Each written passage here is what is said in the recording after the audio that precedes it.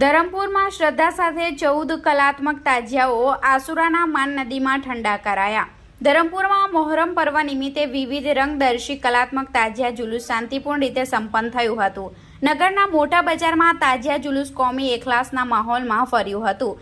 છેલ્લા ઘણા વર્ષોથી મોહરમ પર્વ નિમિત્તે તાજિયાની સ્થાપના કરતી મહિલા બચલીબેન ભીખુભાઈ માછીના તાજિયા સહિત 14 દુલદુલ, બુરાક, તાજમહેલ સહિતના નાના મોટા કલાત્મક વિવિધ આસ્થાના પ્રતીક સમા તાજિયાઓના જુલુસ સાથે માતમ મનાવી યુવાનો દ્વારા કરાયેલા વિવિધ કરતબો આકર્ષણનું કેન્દ્ર બન્યા હતા।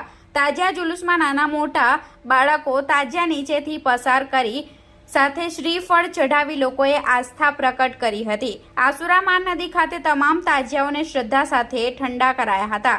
તાજિયા જુલુસમાં ડીવાયએસપી ભાર્ગવ પંડ્યા અને CPI LL Vasava, PSI RK Prajapati, TRB home guard સહિત પોલીસ જવાનોના કાફલાનો ચુસ્ત બંદોબસ્ત તૈનાત કરાયો હતો।